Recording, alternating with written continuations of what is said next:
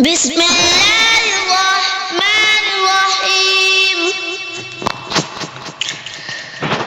اللهم صل على سيدنا ومولانا محمد صاحب التاج والمعراج والبراق والعلم، دافع البلاء والوباء والقحط والمرض والألم، اسمه مكتوب مرفوع مشفوع منقوش في اللوح والقلم،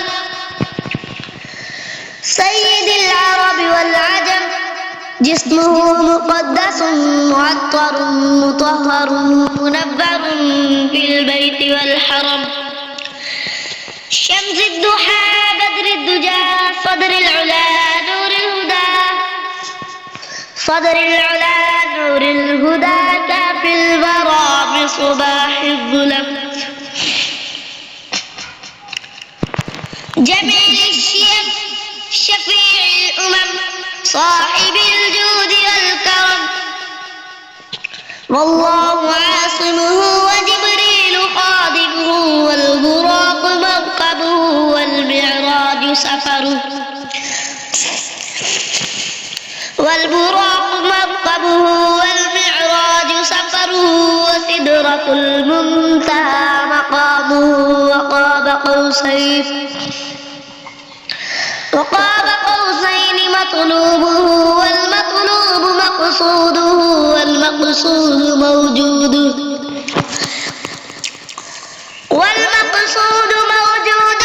سيد المرسلين خاتم النبيين شفيع المذنبين أنيس الغريبين،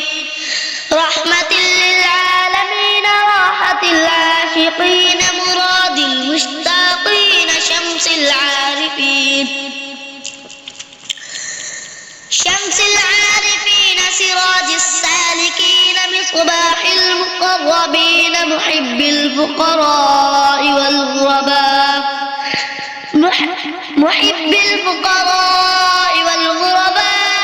والمساكين، سيد الثقلين نبي الحرمين، إمام القبلتين، وسيلتنا في الدارين، صاحب قاب قوسين، محبوب رب المشرقين،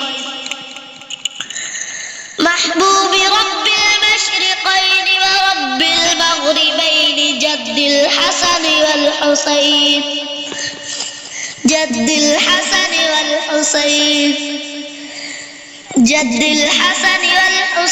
مولانا ومولى الثقلين، أبي القاسم محمد بن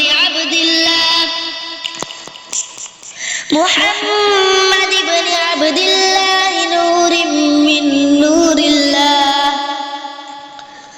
يا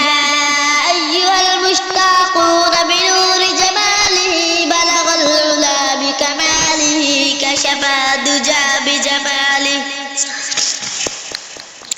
حسنت جميع خصاله، صلوا عليه وآله وأصحابه وسلموا